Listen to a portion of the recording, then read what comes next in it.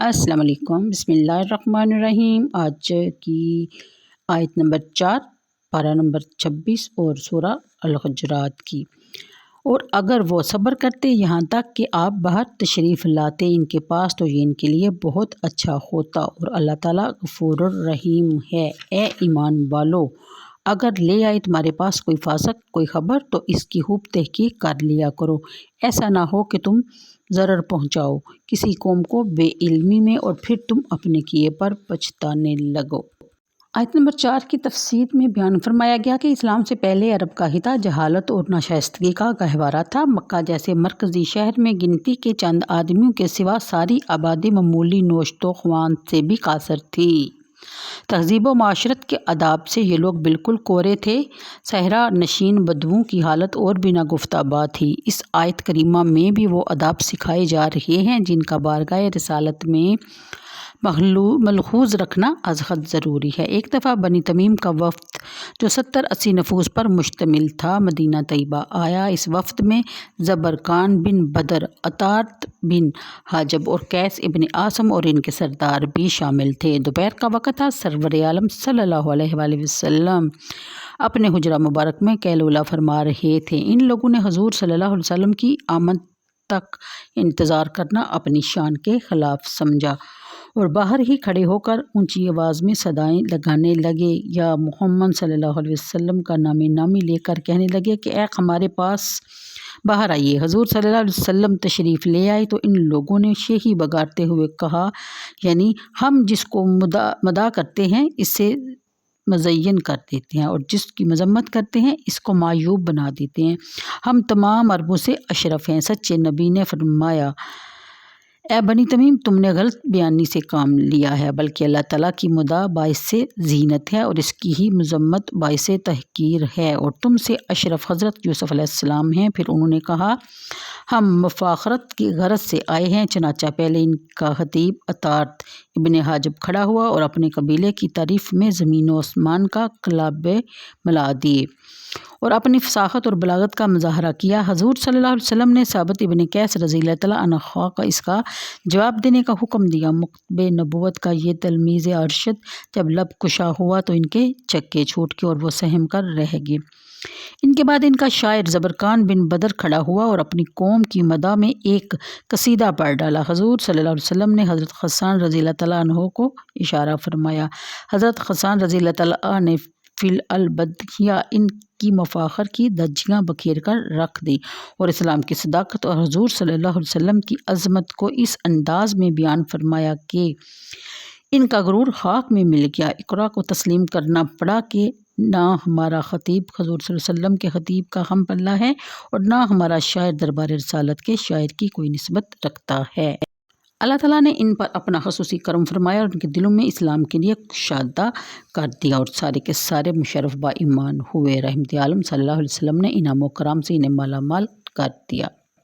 اگلی آیت میں ان کی اس غیر شائستہ حرکت پر سرزنش کے بعد اب انہیں بتایا جا رہا ہے کہ ان کے لیے بہتر یہ تھا کہ وہ حضور کا انتظار کرتے یہاں تک کہ نبی کریم صلی اللہ علیہ وسلم قیلولہ کرنے کے بعد خود بار تشریف لاتے۔ اس وقت وہ زیارت کی سعادت حاصل کرتے، اپنے احوال بھی بیان کرتے اور اس بحر جود و کرم سے سیراب بھی ہوتے۔ علامہ آلوسی رقم طراز ہیں کہ ان آیات میں بارگاہ نبوت میں بے ادبی کی قباحت عیاں کرنے کے ساتھ ساتھ محاسن آداب کی بھی تعلیم دی جا رہی ہے۔ علماء کرام نے ان آیات سے خوب استفادہ کیا ہے۔ حضرت ابو عبیدہ جو بلند پایہ عالم تھے فرمایا کرتے تھے کہ میں نے بھی کسی استاد کے دروازے پر کبھی دستک نہیں دی، بلکہ میں ان کا منتظر رہتا، جب وہ خود بات تشریف لاتے تو ان سے استفادہ کرتا۔ قاسم ابن سنان کوفی سے بھی اس قسم کا قول منقول ہے کہ حضرت ابن عباس رضی اللہ تعالیٰ عنہ سے معارف قرآن کی تعلیم حاصل کرنے کے لیے حضرت ابی رضی اللہ تعالیٰ عنہ کے گھر جاتے تھے۔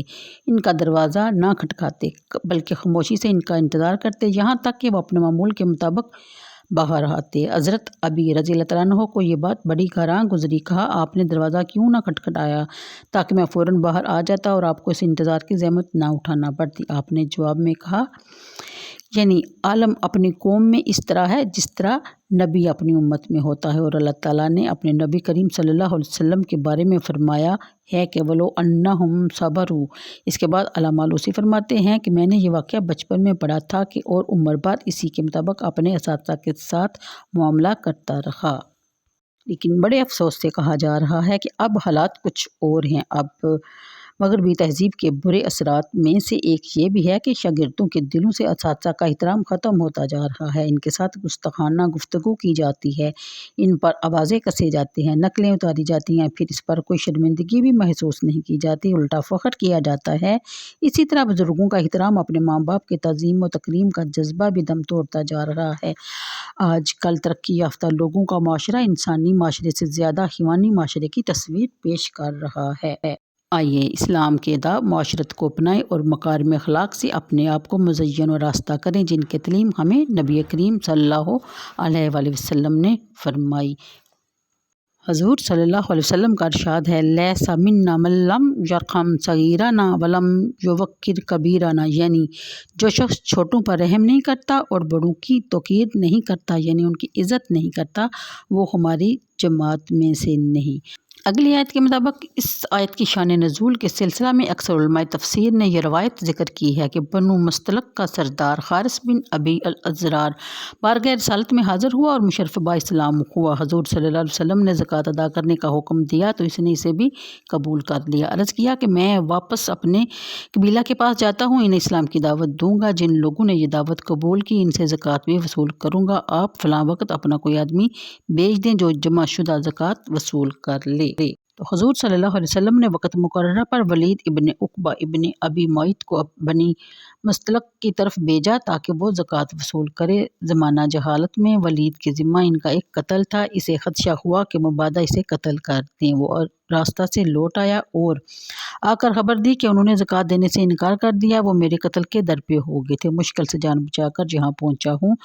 حضور صلی اللہ علیہ وسلم نے جب اس کی یہ بات سنی تو حضرت خالد رضی اللہ تعالیٰ عنہ کو ایک دستہ دے کر ان کی طرف روانہ کیا اور حکم دیا کہ پہلے حقیقت حال معلوم کر لینا، پھر کوئی کارروائی کرنا، جلد بازی سے کام نہ لینا۔ حسب ارشاد حضرت خالد رضی اللہ تعالیٰ عنہ رات کے وقت وہاں پہنچے تو خود ان کے علاقہ سے باہر پڑاؤ کیا اور اپنے جسد بھیجے تاکہ وہ احوال پر آگاہی حاصل کر سکیں۔ انہوں نے آ کر گواہی دی کہ وہ اسلام پر پختہ ہے، ہم نے ان کی اذانیں سنی ہیں اور ان کی جماعت نماز ادا کرتے ہوئے بھی ان کو دیکھا ہے۔ حضرت خالد رضی اللہ تعالیٰ عنہ صبح کے وقت ان کے ہاں گئے اور اپنے جاسوسوں کی فراہم کردہ اطلاع کو درست پایا۔